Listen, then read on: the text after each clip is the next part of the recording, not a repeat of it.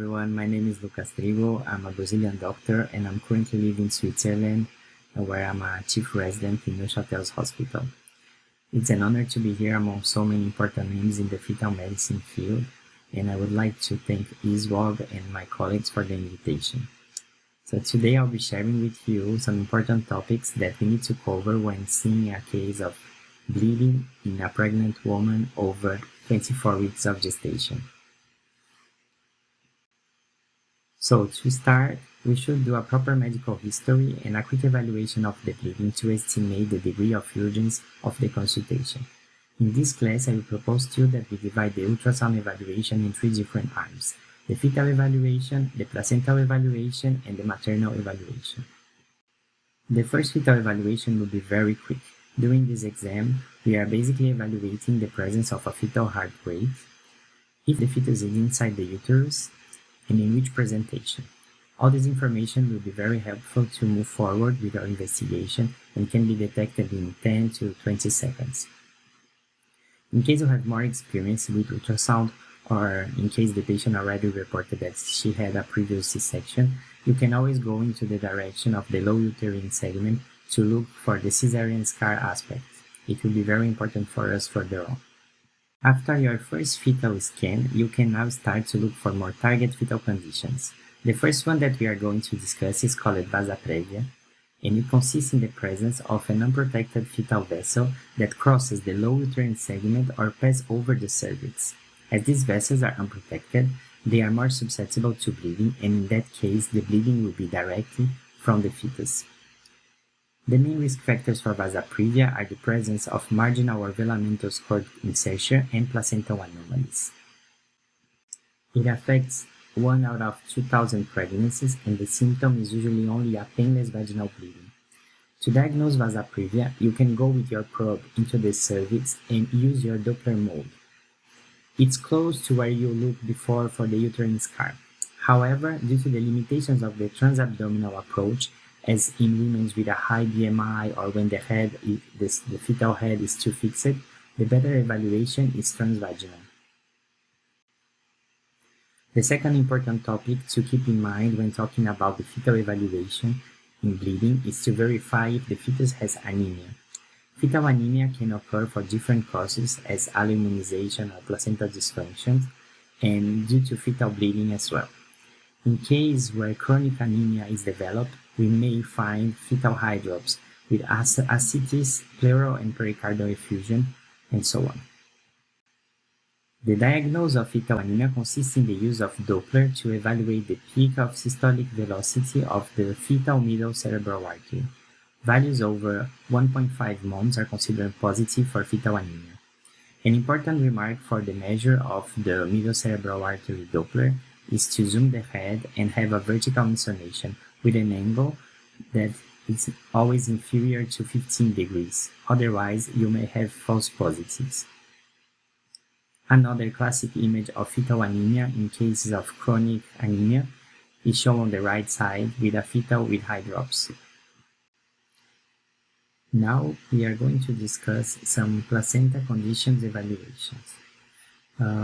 The first one is placenta previa, which consists in the obstruction of the internal cervical os by the placenta. The main risk factors involved are smoking, previous uterine scars, assisted reproduction techniques, and advanced maternal age. In the image on the left side, we can see 5 different types of placenta. The first one is a normal inserted placenta. The second one is classified as low-lying placenta, which means that the distance from the placenta to the internal cervical os is less than 2 centimeters or 20 millimeters. The third one is a marginal placenta previa, where the placenta arrives very close to the internal os but does not cover it up. Finally, we have a partial placenta previa, where the placenta covers part of the cervix, and a complete placenta previa, where the placenta covers completely the cervix. Placenta previa may occur in 2% of the second trimester ultrasound scan and in 0.5% on the third trimester. Here are some images illustrating a low-lying placenta with a distance smaller than 2 centimeters between the placenta and the internal os. The second image corresponds to a marginal placenta previa, where we can see that placenta goes until really close to the internal os, and the two last pictures are a representation of a partial placenta previa that covers partially the cervix and a completely placenta previa, where the placenta covers the entire cervix. The second placenta evaluation consists in the analysis of a placenta accreta spectrum. The placenta accreta spectrum is an abnormal decidua, usually after a surgical trauma, that results in an abnormal adherence of the placenta towards the myometrium. It can be classified in placenta accreta when the placenta invasion is at a decidual level and the placenta stays really attached to the myometrium. When the invasion is more deeply towards the myometrium and the placenta is more embedded in the uterine wall, we call it placenta increta. Finally, when the invasion goes towards the serosa and even the bladder, we can call it placenta percreta. It occurs in 1 out of 700 deliveries, and the main risk factors are the presence of placenta previa that we already discussed and a previous C-section or other gynecological interventions. So we have 7 signs that are more frequent in the placenta accreta spectrum, and now I'm going to show you some of the images. The first one is the presence of a lacunas that consists in these oval anechogenic images without hyperechogenic halos and with a high velocity flow inside. And it's also known for this aspect of Swiss cheese. The second one is the loss of a clear hypoechogenic retroplacental zone between the placenta and the myometrium, as you can see in the figure in the middle. Each M represents the myometrium and the piece represents the placenta, and you can see that they don't follow a regular order. The third sign is the interruption between the bladder wall that is invaded by the placenta, so you cannot follow completely the bladder wall without a skip here that represents the invasion of the placenta. The fourth sign consists in a very thin myometrium that can be usually detected between the bladder and the placenta. A fifth sign that can also be found in the placenta accreta spectrum is the presence of a placenta bulge that can be translated as the invasion of the placenta towards the bladder that causes a disturbance of the usual anatomy of the organs. Finally, when we activate the color Doppler in our images, we can see the sixth and the seventh sign that they are called the uterovesical hypervascularity, with the presence of the aliasing and multidirectional flow in the placenta right below the bladder, and also the presence of bridging vessels that are passing through the placenta towards the bladder. The third placenta condition evaluation that we can perform is the placenta abruption. It's defined as the premature separation of the placenta and the uterus, and the main symptoms related are a very hypertonic uterus with a lot of pain, and it may be or not associated with bleeding and abnormal fetal heart rate and cardiotocography. Here in the image, we can see some different clinical conditions. The first one is the marginal separation, where the separation occurs marginally, and then that can lead to a small amount of bleeding. The other one, the partial separation that is shown, is a classic example where the patient does not bleed, but the bleeding happens, but it's stuck inside the uterine walls, and it causes the contractions because the blood is very irritative, and then it can culminate in the placental abruption finally. And then the last one is the complete abruption, where the placenta completely detached from the uterine wall. So the placenta abruption happens around 1% of singleton pregnancies, knowing that multiple pregnancies are a risk factor. And more frequently, it happens in the third trimester of pregnancy.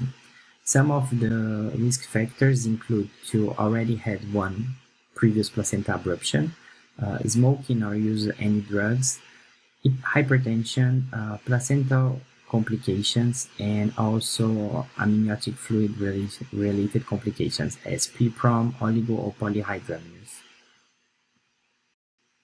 In the following ultrasound images, we will see different levels of abruption. The first image shows a very small intraamniotic hematoma with no great repercussion for the pregnancy nor the baby.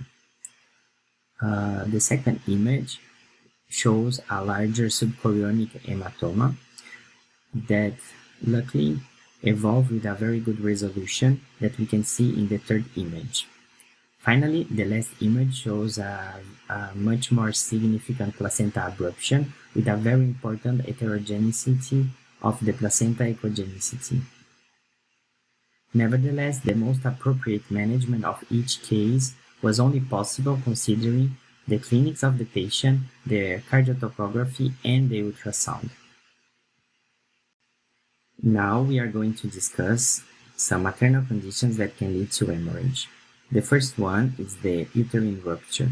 And now I ask you to remember that in the very beginning of the presentation, we have discussed the importance of look for uterine scars in the first evaluation with the ultrasound.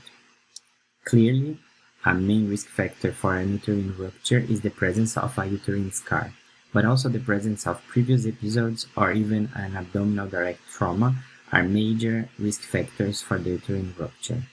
The patient will usually complain of a very important abdominal pain, followed with bleeding, and usually the CTG will show an abnormal pattern of the fetal heart rate.